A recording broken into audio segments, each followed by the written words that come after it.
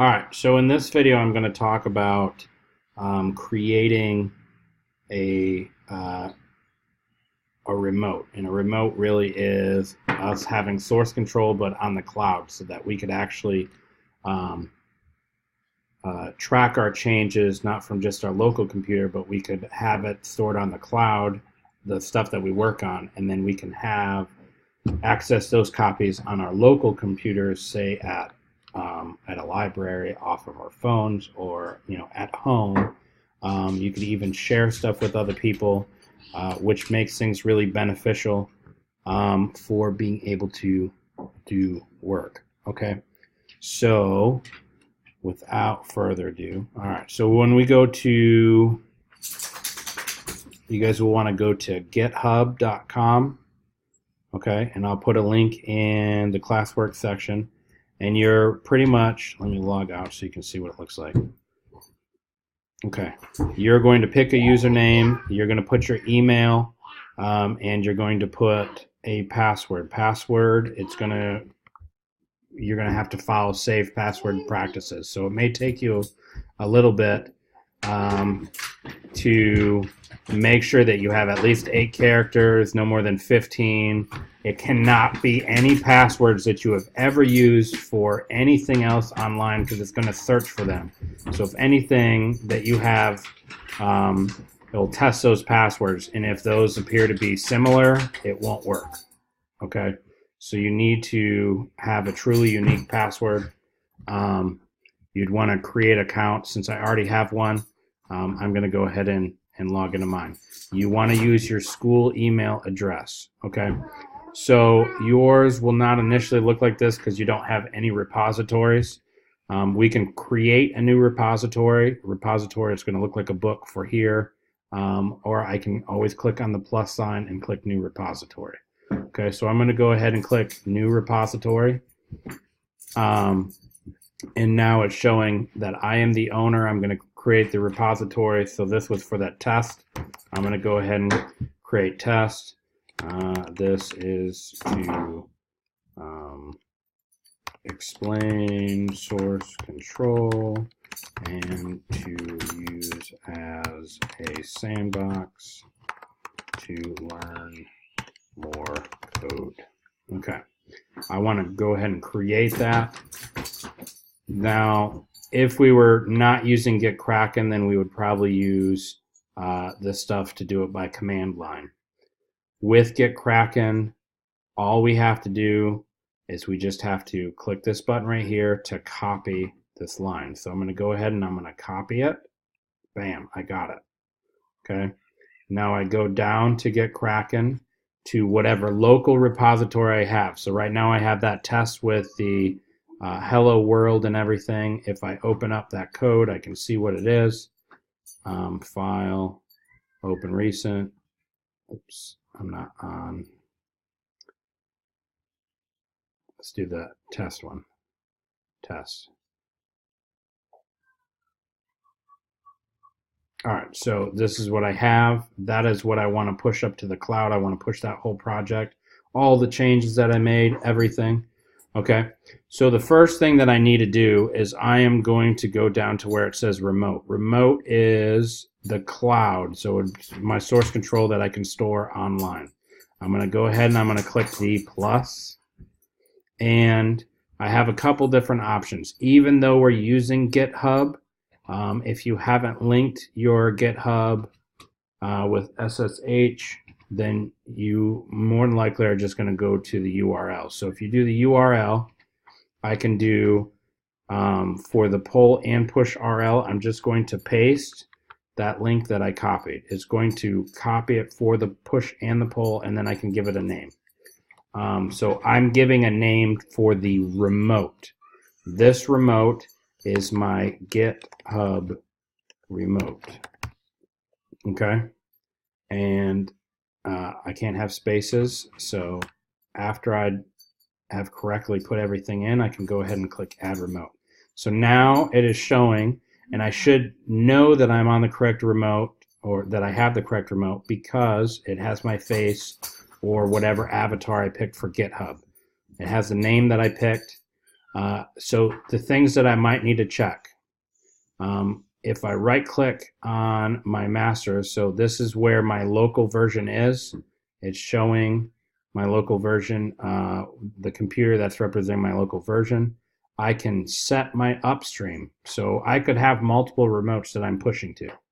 I could set my upstream, and now it's asking if I want to use that remote that I've called GitHub remote. If I have multiple ones, I could just pick from the drop down. The master is the main branch that we are going to use. If you had multiple branches, you could select different ones. So for this, I'm just going to go ahead and click submit.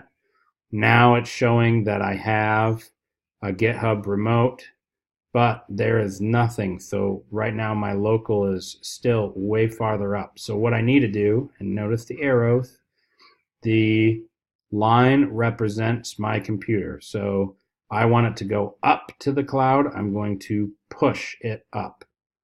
It says, do you want to use that to push and pull? Yes, I do. I go ahead and set it, submit it, and I should get this message. It says push successfully the master to the GitHub remote. So now if I go back into GitHub, I had this screen, but if I refresh, it now is showing all of the files that I have for that entire project. So all the .idea files, I have my main file that I could actually read. I can look at it. I can see, yep, I only have one branch. I have that master. That was created 44 minutes ago. I could see the commits that I have, see the different commits. I can look at the changes that I made to the commits. And it's going to show all the changes for the files. For this one, I added that project. I can look at the commit message, created IntelliJ project. All of this gives me new information that I can use. I can even edit, so if you wanted to pull stuff up off your phone or online and you didn't have IntelliJ or anything, but you said, you know what, I want to be able to make some changes in my code and not have to be forced to work only in the classroom. Okay, so you could go ahead and you can click and you could go into your files and you could actually edit them. Okay, so let's say that I edit this. I can, let's say, add a couple extra lines. So instead of it just saying hello world, I can add a couple more lines.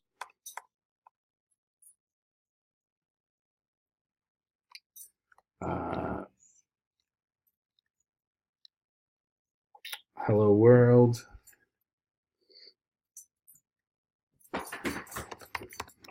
Redbeard is here. Okay, so I make changes to my code. I still end up having to commit a change. Okay, added, and it should be a useful descriptive commit. Added 2 more print lines. I can commit those changes. I can even create new branches, but we're not really going into that. So now I have 2 more lines. If I look into my test, I now have 4 commits. 3 of them were done locally. 1 of them was done from my GitHub account. Okay, these were all pushed up. Okay, so now if I go back to GitKraken and I look, I see that my remote and my local computer are different commits. Okay, because they're at different commits, my code right here still only shows hello world, but I want it to show the changes that I made. Okay,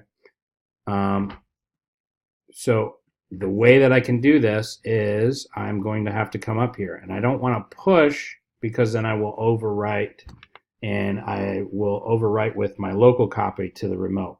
But if my remote is more advanced, and a way that I could double check this, if this is not automatically showing up, is I can say fetch GitHub remote, and it will peek and double check to see if there is any commits ahead or behind. Okay, because the remote is farther in the future on the commits than my local computer, I need to pull the changes down to my local computer. It should say that it's pulled successfully, and then I should see my remote and my local are on the same level. If I go back to IntelliJ and reload the project, so let me just switch.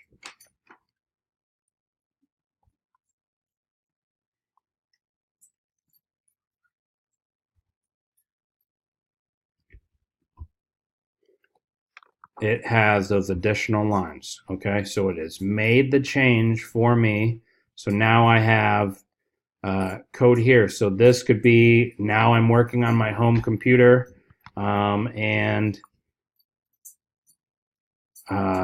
Redbeard is not here. He is at his home computer or on his phone, and I can go back down to GitKraken. Now there's a change. The change that I made, which is I changed from is here to at his home computer. I want to stage that. Made changes from home computer, and I can commit those changes. Now my local is farther in the future on commits than my remote. So because that is where it is, I need to bring those changes to my remote. That means I need to push my changes from the local computer up to the cloud. So I got to push it up to the cloud. And if it's successful, they should be back in line again. Now, if I go back to GitHub and I refresh, I have an additional commit. So now I have 5 commits. I have a commit that I just did from my computer, one that I did from GitHub. And if I look at my code in here, it now has the updated code. Okay, you won't be able to test code on here, okay, but you will be able to share your work and be able to put your ideas down on here, say at home or off your phone. You could write the code, and then when you get in the classroom, you could just test the code, make sure it's working, and it will help ease your workflow. Okay, so this is a really, really cool way that you guys can be able to work on the exact same document everywhere. It does not work, though, if you stop pushing up those changes. If I was making changes on my local at the same time and I did not push those up, I did not share them with the remote, and then I made other changes on the remote, I'm going to have conflicts, which you'll have to deal with differently. So I am going to show you how to do that, but I'm going to do it on a different video. Okay, so make sure you're creating your GitHub accounts. Test around pushing your stuff up. Okay.